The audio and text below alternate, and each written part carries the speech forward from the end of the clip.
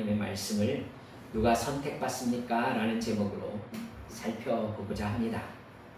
첫째로 우리가 읽은 본문이 무슨 상황인지를 한번 알아보십시다.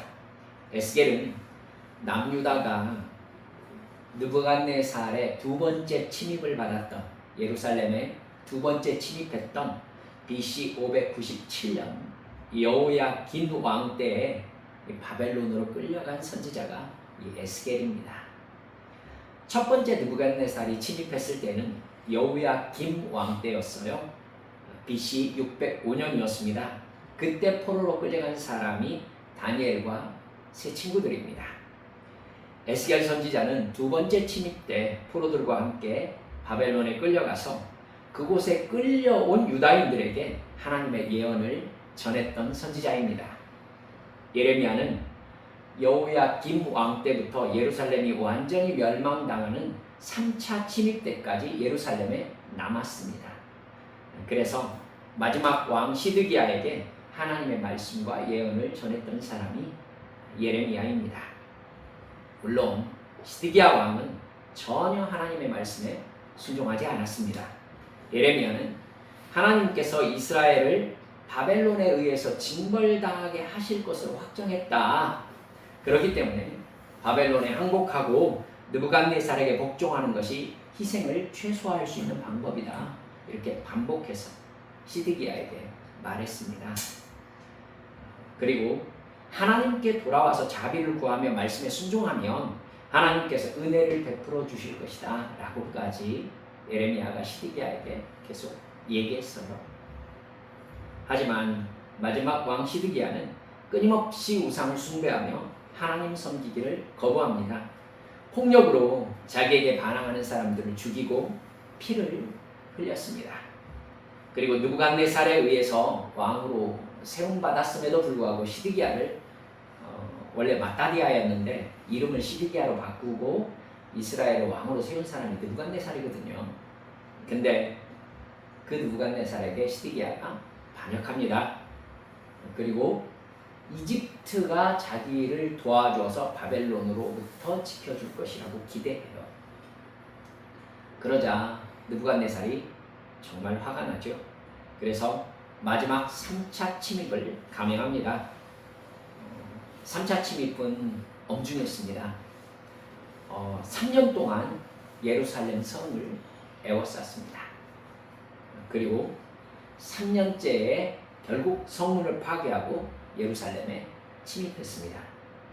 여러분, 상위에 있는 예루살렘이 3년 동안 둘러싸여 있었으면 예루살렘 안에 무슨 일이 벌어졌을까요? 엄청난 기근이 벌어졌겠죠. 네, 가장 비참한 일을 당했던 겁니다. 그때가 BC 586년이었습니다. 시드기야는 예루살렘 성문이 뚫리는 것을 보고 야간도주합니다. 하지만 곧 붙잡혀요. 느부갓네살은 시드기야를 끌고 가서 눈앞에서 아들들을 모두 다 살해합니다. 그리고 시드기야의 두 눈을 빼버렸어요. 그리고는 쇠사슬에 묶어 바벨론으로 데려가서 죽을 때까지 감옥에 가두었습니다. 시드기야는 비참한 최후를 마친 것이었죠.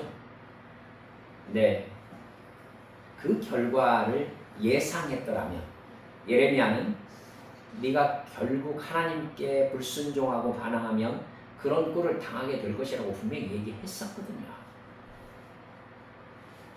우리가 오늘 읽은 성경 본문은 바로 그 시드기야의 시대에 바벨론에 끌려와 있는 에스겔에게요, 하나님께서 예루살렘에서 저질러지는 우상 숭배와 죄악들의 모습을 보여주시는 장면이에요. 그리고 에스겔에게 내가 예루살렘과 유다를 처절하게 심판할 것이다 라는 것을 에스겔에게 보여주는 장면이 바로 앞장, 8장, 그리고 오늘 우리가 읽은 9장 말씀입니다. 하나님은 바벨론에 있는 에스겔 선지자에게 환상을 보여주세요. 에스겔 8장 말씀이 그 환상을 보는 장면이고, 사실 환상은 9장에도 계속 이어지는, 우리가 읽은 본문에도 이어지고 있거든요. 하나님은 에스겔 선지자에게 예루살렘 성전의 상황을 보여주세요. 5절을 보면요, 에스겔이 성전 북쪽 제단 문 어귀에, 그러니까 지금 솔로몬 성전이 아직 불타지 않은 때잖아요. 그러니까 그 솔로몬 성전의 제단 북쪽 제단 문 어귀에 우상이 서 있는 모습을 환상으로 보게 됩니다.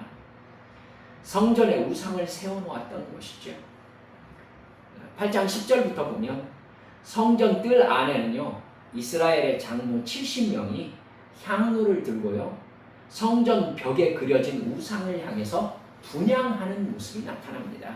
그걸 에스겔이 지금 바벨론에서 환상으로 보고 있는 것이죠.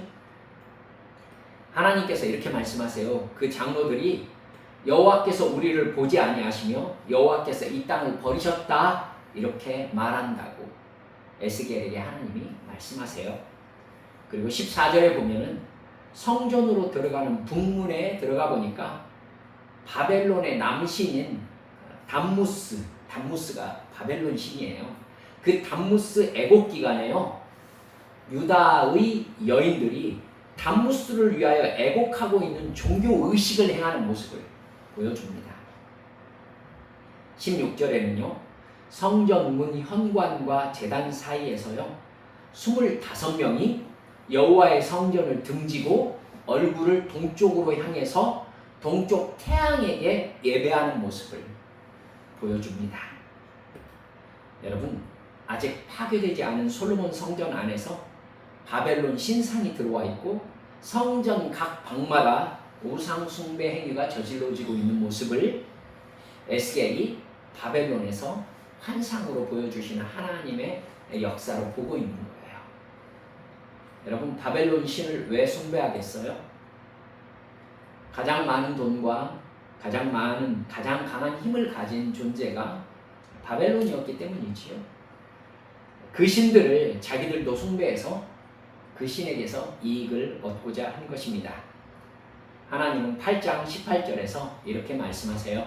그러므로 나도 분노로 갚아 불쌍히 여기지 아니하며 긍휼을 베풀지도 아니하리니 그들이 큰 소리로 내 귀에 부르짖을지라도 내가 듣지 아니하리라. 그리고 우리가 읽은 에스겔 9장으로 넘어가면 하나님께서 그 사람들에 대한 심판을 시행하시는 모습을 나타내고 있어요. 우리가 읽은 본문이 바로 이스라엘의 죄에 대해서 하나님께서 천사들에게 심판을 시행할 것을 명령하시는 장면입니다. 그러면 둘째, 하나님의 어떤 심판이 명령되고 있는지 한번 봅시다. 지금 에스겔은 여전히 환상을 보고 있는 상태죠. 하나님은 1절에서요, 예루살렘 성을 관할하는 천사들을 부르세요. 각기 죽이는 무기를 손에 들고 나오너라, 이렇게 말씀하세요. 여러분, 여기에서 죽이는이라고 표현된 단어가 마쉬헤토라고 히브리어로 적혀 있어요. 파괴하는, 부수는, 이런 뜻을 가지고 있습니다. 이 똑같은 단어가 에레미야 51장 20절에서는요 철퇴로 번역되어 있습니다. 그러니까 그 무기는요 단순히 죽인다라는 어떤 죽이는 무기 개념을 넘어서 있어요. 하나님의 심판의 도구, 즉 헤렘의 도구인 거예요. 진멸시키는 도구인 겁니다. 하나님의 말씀을 듣고 6명이 하나님 앞에 나와왔어요. 근데 다른 한 사람은요 서기관의 먹그릇을 찾다, 이렇게 기록되어 있습니다. 하나님은 3절에서 서기관의 먹그릇을 찬 천사를 불러서 말씀하십니다. 4절입니다. 여호와께서 이르시되 너는 예루살렘 성읍 중에 순행하여 그 가운데서 행하는 모든 가증한 일로 말미암아 탄식하며 우는 자의 이마에 표를 그리라, 이렇게 말씀하십니다. 그리고 나머지 6 천사에게 이렇게 지시하세요. 너희들은 이마에 표를 하는 천사를 따라서 성읍 중에 다니면서 이마에 표 있는 사람은 가까이 하지 말고 표 없는 자들을 모두 죽이되 늙은 자와 젊은 자와 처녀와 어린이와 여자까지 다 죽이라, 이렇게 말씀하십니다. 여러분, 보통 노약자와 여자와 어린이는 보호의 대상이잖아요. 그런데 하나님께서는 단순하게 이마에 표가 없는 사람들은 어린아이든지 여자든지 늙었든지 모두 다 죽이라고 말씀하실 뿐입니다. 그 천사들은 하나님의 명령을 받자마자 다 나가서 죽이기 시작했더라라고 에스겔이 기록하고 있습니다. 철저한 심판인 것이죠. 셋째, 그러면 하나님이 심판하셔서 진멸하시는 사회의 대표적 특징을 에스겔서에서는 뭐라고 얘기하고 있느냐면 우상 숭배다 이렇게 말씀하고 있는 것입니다. 여러분, 다른 우상에게 절하는 종교 행위가 그렇게 큰 죄입니까? 저는 이전에 있었던 교회에서 어떤 집사님이 저에게 저 1월 달에 무당한테 갔다 왔어요 얘기하는 거 듣고 정말 깜짝 놀랐습니다. 마음속에서 이분들 연초에 동해 해보러 가서 동해 해한테 손을 모으겠구나. 이분들 절에 가가지고 불상한테도 손을 모으겠구나 이런 생각이 들어서 정말 크게 염려되었던 생각이 납니다. 여러분, 하나님이 만드신 인간이 신을 만들어서 절하는 행동은 하나님이 가장 싫어하는 행동입니다. 하나님을 배반하고 거역하고 모욕하는 행동이기 때문이에요.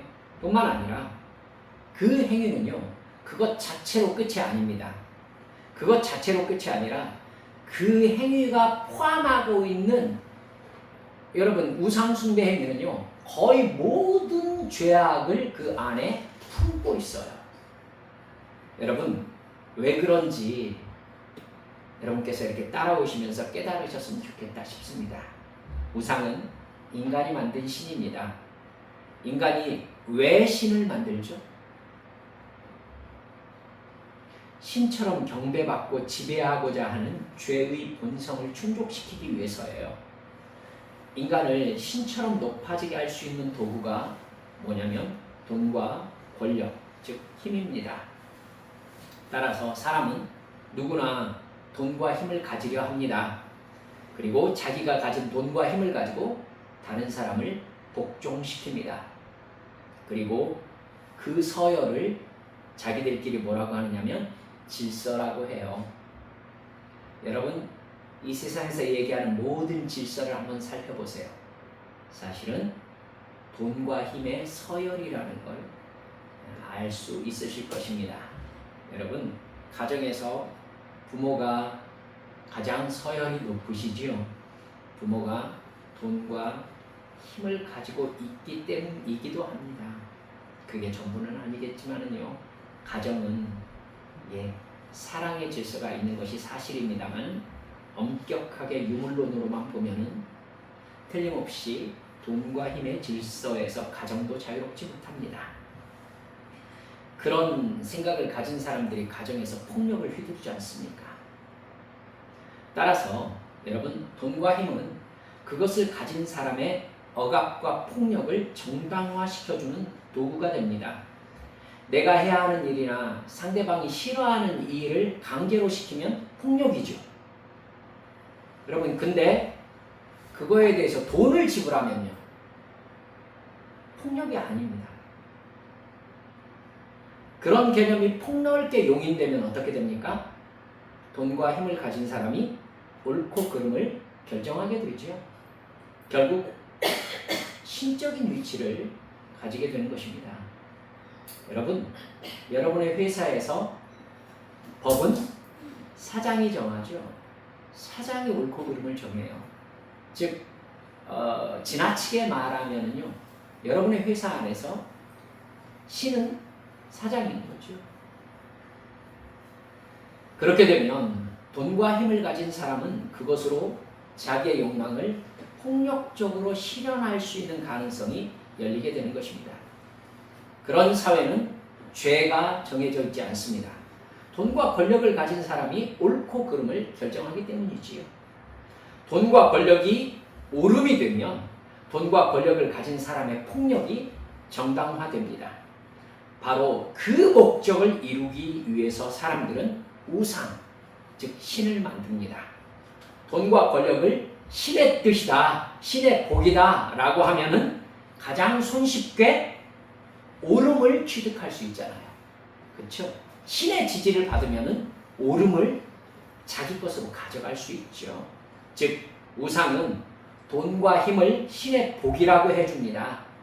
그래서 돈과 힘으로 인간의 이기적인 욕망과 그 욕망을 실현하는 죄의 정당성을 부여해 주는 것이 우상숭배죠. 그 종교를 공유하는 사회 구성원들은요, 신에게 돈과 권력을 달라고 종교 행위를 하게 되겠죠. 돈과 권력을 가진 사람은 신의 복을 받은 사람이 될 것이고요. 그는 돈과 힘으로 죄를 짓습니다. 여러분, 돈을 많이 가진 사람은 돈을 가지지 못한 사람보다 훨씬 더 지켜야 될 것을 안 지켜도 처리가 가능합니다. 돈과 힘으로 자기가 지은 죄를 처리할 수 있거든요.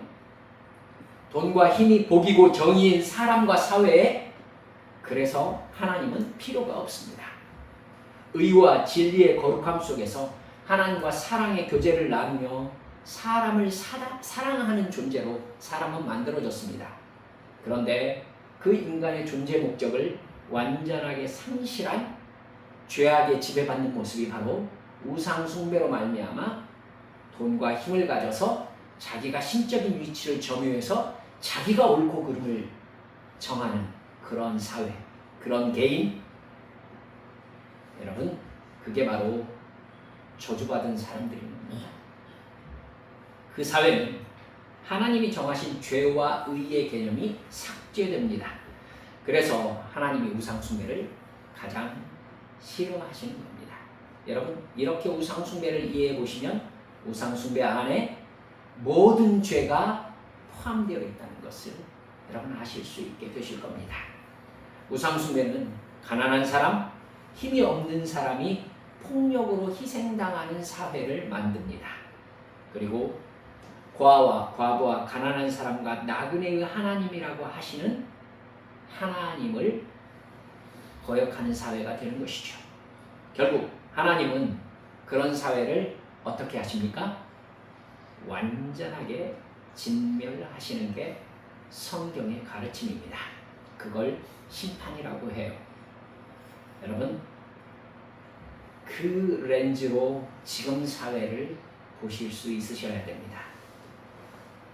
하나님께서 마지막 때에 세상을 진멸하실 때에는요, 그건 적당하게 사정 봐주는 심판이 아니세요.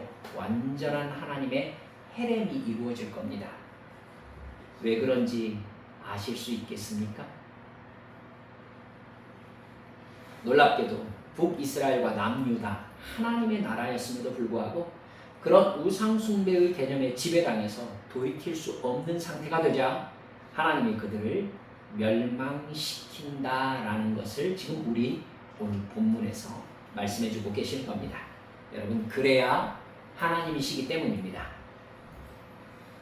여러분, 이 세상에 임할 마지막 주님의 재림과 마지막 심판도 마찬가지라는 것을 잊지 말아 주십시오. 네 번째, 우상을 통해서 돈과 힘을 숭배하는 사회와 개인에게는요, 옳고 그름의 절대 기준이 없기 때문에 여러분, 죄 개념이 없습니다. 죄 개념이 없기 때문에 뭐가 없습니까? 회개가 없습니다. 내가 하고 싶은 것 마음대로 하려고 돈 벌고 산다는 개념이 지배하는 사회에서 죄가 뭐냐면 돈이 없는 것, 힘이 없는 겁니다.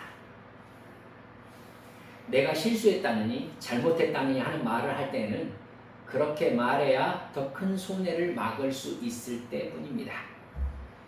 그런 사회에서는 죄에 대하여 탄식하고 우는 행동은 나타나지 않습니다. 애통이 없죠. 애통이 없는 사람은 회개하지 않습니다. 회개하지 못하죠. 슬프지 않습니다. 여러분, 죄가 가슴을 칠 만한 일이 아닌 거죠. 회개가 없으면 어떻게 됩니까? 회개를 근거로 죄를 용서하시는 하나님과의 관계가 불가능합니다. 하나님은 그 사람과 사회의 죄를 반드시 심판하셔서 죄의 값은 사망이라는 하나님의 법을 실행하실 수밖에 없게 됩니다. 그건 하나님께서 하나님의 성품을 두고 창세기부터 이미 결정하신 것이기 때문에 하나님은 내가 에브라임아 너를 어떻게 하랴 하시면서 가슴을 치셨지만 결국 에브라임을 심판하실 수밖에 없으셨던 것처럼 내가 너희들을 어떻게 하랴 하시면서도 회개가 없는 이 세상을 심판하실 수밖에 없는 것이죠. 그런 하나님의 공의를 하나님께서 유다 왕국에 시행하시는 것이 바벨론의 느부갓네살 왕을 불러서 멸망시키는 일이었습니다. 결국 에스겔이 보았던 심판의 환상은 느부갓네살에 의해서 남유다에 철저하게 시행되었습니다. 느부갓네살은 자기를 배신한 남유다의 예루살렘과 사람들을 아끼지 않았습니다. 성전을 완전히 불태워버렸고 제사장들과 여러분 보통 종교인들은 그렇게 학살하지 않지 않습니까? 느부갓네살은 이 모든 것이 유대의 종교 때문에 생긴 일이라는 것을 생각하면서 유대의 종교인들을 모두 다 학살했습니다. 오늘 우리가 보고 있는 이 환상이 그대로 이루어진 것이죠. 다섯째, 이 말씀을 우리 삶에 어떻게 적용할 수 있겠습니까? 오늘 본문에서 하나님이 천사에게 죄를 애통하는 사람, 즉 회개하는 사람의 이마에 표를 그리라 라고 말씀하시고 멸망시키는 천사에게 이마에 도장이 있는 사람에게 가까이 하지 말라라고 명령하시는 걸 볼 수 있습니다. 여러분, 도장, 즉 인을 치는 것은 여러분 지금도 그렇긴 하죠. 쇠도장을 불에 달궈가지고 노예나 가축의 몸에 표를 찍어서 주인을 표시하는 것이 인을 치는 행동입니다. 누구의 소유인지를 나타내는 표, 또 다른 것과 구별하는 행동이 도장을 찍는 행동인 것이죠. 여러분, 근데 공교로운 것 하나 있습니다. 제가 이 본문 말씀을 히브리어로 읽어보았는데 히브리어에는 표를 그리라 라는 말이 어떻게 표현되어 있냐면요, 히브리어 마지막 단어가 타우거든요. 타우를 그리라 이렇게 되어 있어요. 타우가 어떻게 생겼냐면요, 여러분 보시기에 이렇게 생겼습니다. 영어로 말하면 뭐냐면 T예요. 타우. 여러분, 타우는 십자가를 나타냅니다. T. 사랑하는 여러분들, 그러니까 어쩌면 구약, 지금 오늘 본문 말씀에서 하나님께서는 죄로 인하여 애통하면서 탄식하는 사람, 우는 사람의 이마에 뭘 그리라고 얘기한 셈이 되는 거냐면 십자가를 그리라 라고 말씀하신 셈이 되는 것입니다. 여러분, 그렇기 때문에 어떤 이미지가 얘기가 되느냐면요, 도장을 찍는 행위는 곧 구별의 행위잖아요. 여러분 이제 아시죠? 구별이 히브리어로 무엇입니까?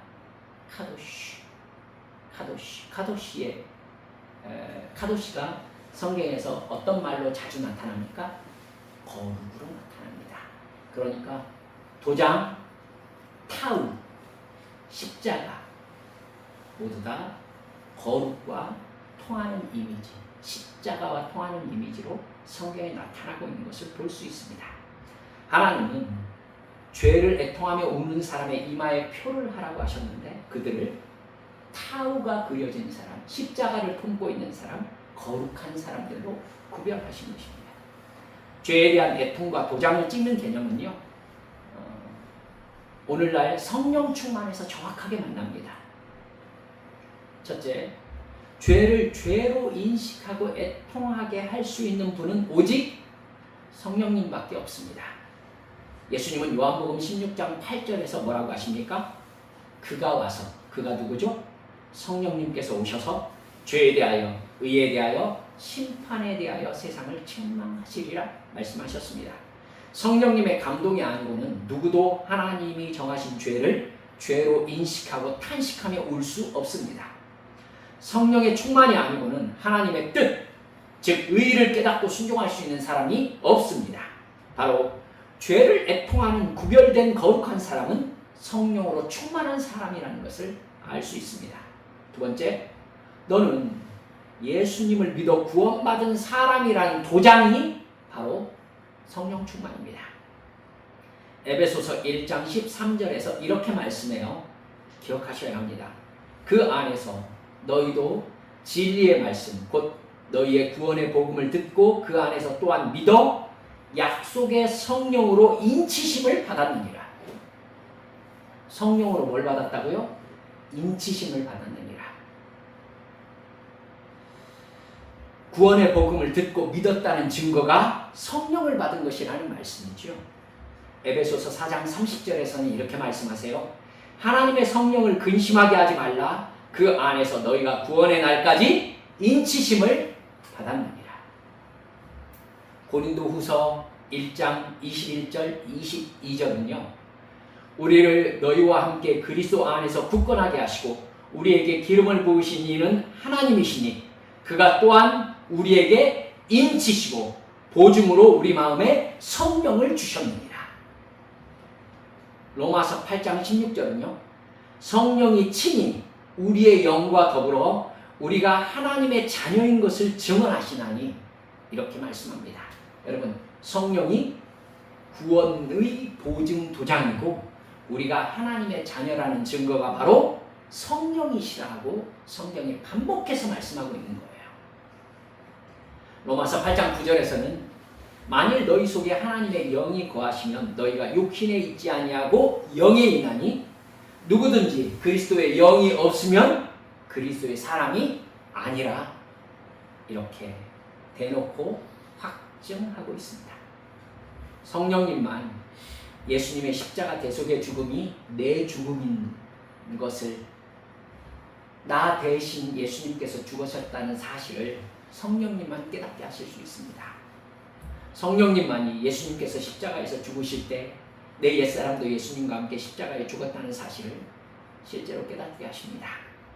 예수님의 부활과 함께 내가 새 생명으로 거듭났다는 것을 성령님만 우리에게 진짜로 깨닫게 해주실 수 있습니다.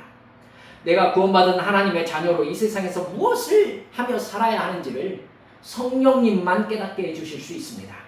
그리고 내가 세상을 떠나서 주님 앞에 섰을 때에 성령님께서 내가 구원받은 하나님의 자녀라고 확인을 해주신다는 것입니다.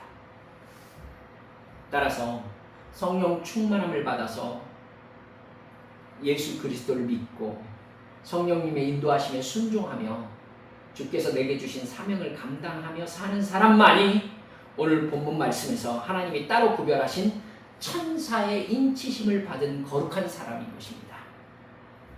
성령 충만한 사람만 자신과 세상의 죄악을 탄식하며 애통하며 올 수 있는 영적 감수성을 가질 수 있습니다. 그리고 죄와 싸울 수 있는 능력은 성령 충만함으로만 소유할 수 있다는 것입니다. 말씀을 마치면서 오늘 본문 6절 하반절을 짚고 넘어가도록 하십시다. 하나님은 가증한 우상을 숭배하면서 돈과 힘을 숭배하고 자기 욕망의 성취를 소망하면서 자기가 가진 돈과 힘으로 다른 사람의 피를 흘리는 일을 아무렇지도 않게 여기는 타락한 예루살렘 사람들 하나님께서 모두 다 죽이라고 하십니다. 그러시면서 뒷부분에 뭐라고 하세요? 내 성소에서 시작할지니라 이렇게 말씀하세요. 하나님의 영광이 머물던 솔로몬 성전에서 가증한 우상 숭배자들을 죽이는 심판이 시작된다는 뜻입니다. 여러분, 지금의 상황으로 말씀드린다면 하나님의 심판이 어디에서 시작된다는 뜻입니까? 말씀하세요. 교회에서 시작된다는 뜻입니다.